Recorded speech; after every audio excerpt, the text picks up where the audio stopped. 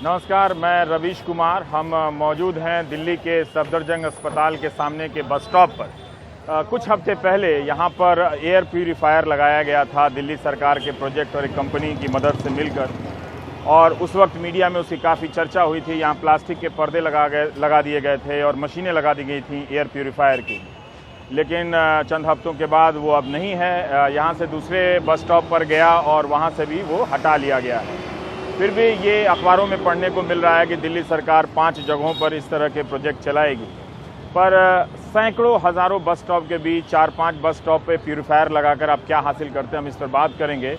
लेकिन आज हम तमाम हंगामों के बीच इस हवा पर बात करने के लिए इसलिए आए हैं क्योंकि status of global report Boston, America का एक शहर है, वहाँ से एक रिपोर्ट जारी हुई है जिसके अनुसार 2015 के साल में भारत में 2.5 लाख लोग फेफड़े की बीमारी से मारे गए हैं।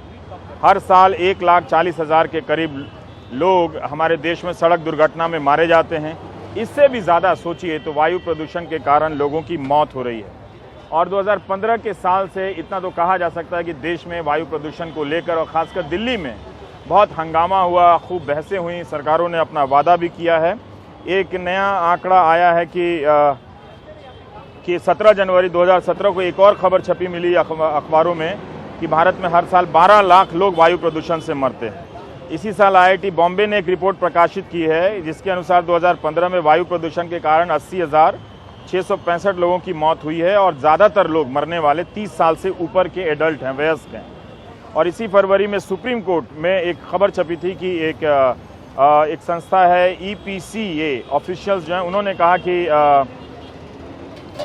कहा कि 8 लोग रोज़ मर रहे हैं और साल में 3,000।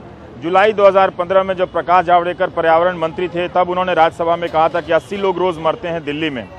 हर रिपोर्ट में मरने वालों की संख्या अलग है। प्रकाश जावड़ेकर ने तो ये भी कहा था कि कोई बहुत विश्वसनीय रिपोर्ट नहीं है। अनिल दवे ने भी उनके बाद जो मंत्री बने उन्होंने भी कहा, जिनका आलोचना हुई कि विश्व स्वास्थ्य संगठन की तो रिपोर्ट के हिसाब से 6 लाख 7 लाख लोग मर जाते हैं वायु प्रदूषण के कारण। तो हम इसी पर बात करने के लिए आए हैं। इस रिपोर्ट की एक दिलचस्प बात यह भी है कि 92% आबादी दुनिया में ऐसी जगह पर रहती है जहाँ की हवा सांस लेने लायक नहीं है। तो हम ये चर्चा सुनीता नारायण जी से स्टूडियो में भी कर सकते थे, पर लगा कि जहाँ से वो सामान गायब हो गया जिस बस स्टॉप से, उसी बस स्टॉप से वो बातचीत हम शुरू करते हैं। मैम, पहले हम यही जानना चाहते हैं कि इतने तरह के स्टडीज़ हैं, इतनी तरह की रिपोर्ट हैं जो मंत्री लोग भी कहते हैं और उनकी परेशानी समझ में भी आती है कि वो किसको माने। तो ये आधार क्या होता है कि किसी आंकड़े के हिसाब से 80 लोग रोज़ मर रहे हैं, किसी के हिसाब से 8 और किसी के हिसाब से 200 लोग? देखिए रवीश जी, ये सब आधार अलग अलग होते हैं क्योंकि ज़्यादातर तो मॉडल की स्टडी होती है और ये होती है कि आपको पता है कि इतना प्रदूषण है और इतने प्रदूषण अगर होगा तो कितने लोग मरेंगे। क्योंकि आप भी जानते हैं जब आप किसी डॉक्टर पे जाते हैं तो ये तो कोई डॉक्टर आपको सर्टिफिकेट नहीं देता, डेथ सर्टिफिकेट, कि आप हवा के प्रदूषण से मरें, मगर आप लंग कैंसर से मर सकते हैं, आपको कार्डियोवैस्कुलर कोई डिजीज़ हो सकती है।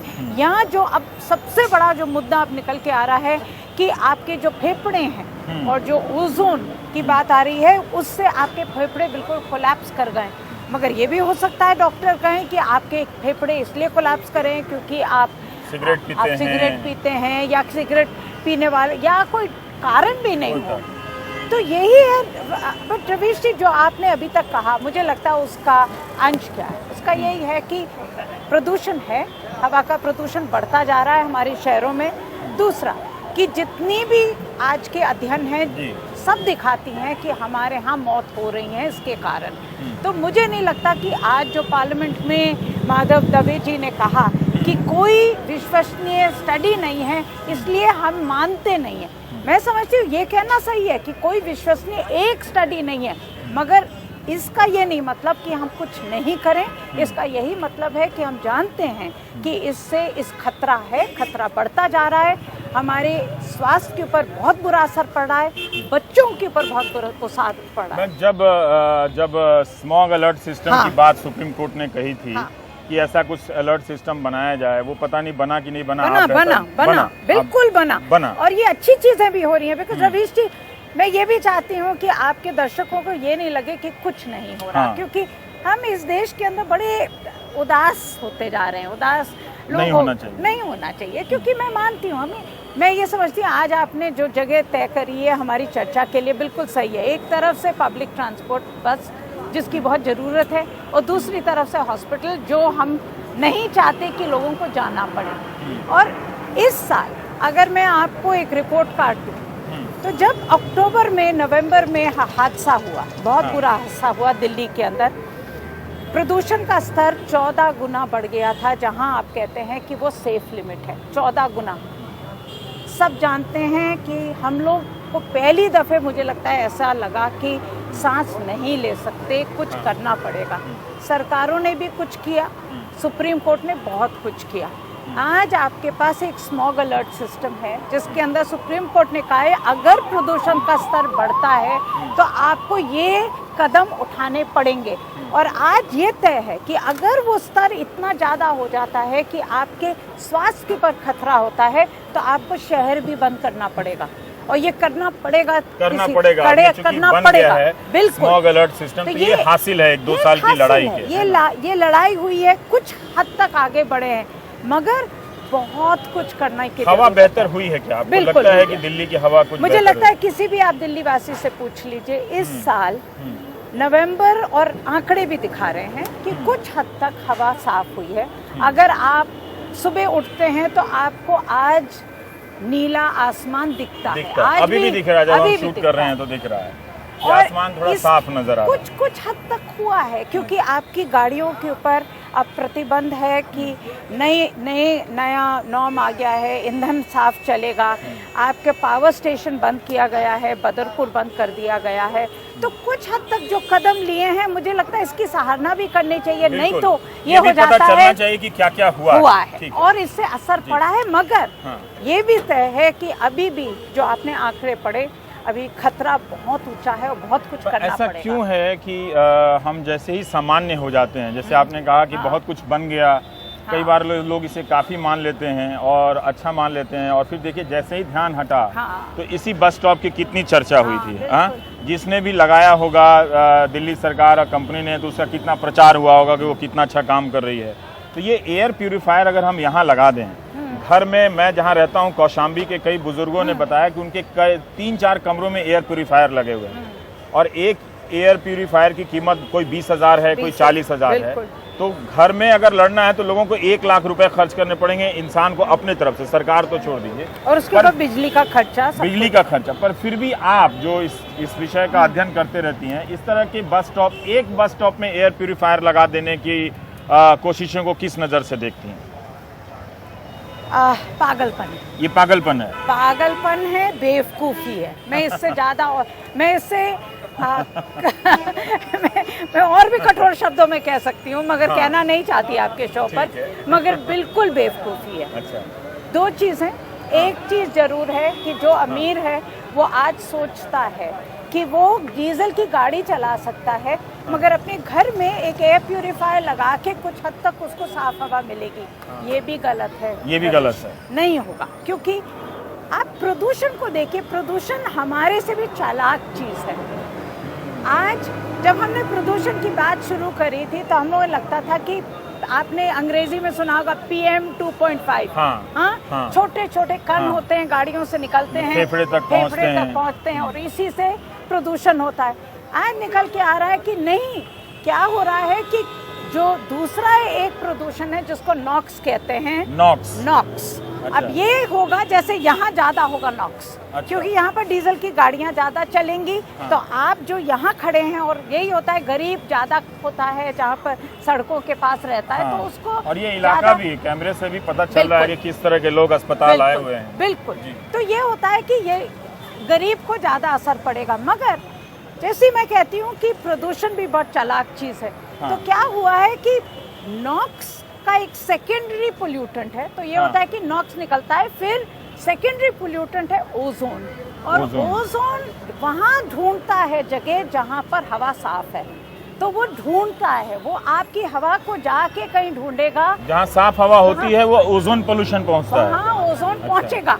तो अगर जहाँ ल्यूटेंस दिल्ली में, या जिसको लुटायन दिल्ली में कहती हूँ, या जैसा ऐसी जगह जहाँ आप समझते हैं कि ये साफ जगह है, वहाँ आप आपको ओजोन मिलेगा। और ओजोन सबसे खतरनाक है क्योंकि वो फेफड़ों क्या को आप पकड़ के हमारे दर्शकों को जकड़ बता लेता है। सकती हैं कि ओजोन पोल्यूशन और एयर पोल्यूशन में अंतर होता है क्या? नहीं, ओजोन पोल्यूशन एयर पोल्यूशन का एक भाग है, एक भाग है। मगर मैं ये कह रही हूँ कि अगर कोई समझता है आज कि हाँ। वो प्रदूषण से बच जाएगा, हाँ। कि वो एयर प्यूरिफायर घर में लगा ले और उसको प्रदूषण से उसके फेफड़े नहीं जाएंगे, उसको बीमारी नहीं होगी, ये गलत है। ये जरूर है कुछ हद तक आपने अपना खतरा कम कर लिया, मगर अगर आपको खतरा पूरी तरह से सबके लिए खत्म करना है तो रवीश, ये जो बसेस है ना आप देख रहे हैं, हाँ। ये जो सारी चीजें हैं इनको बढ़ाना पड़ेगा, कोई और तरीका नहीं कोई है, और तरीका कोई नहीं। और तरीका नहीं है।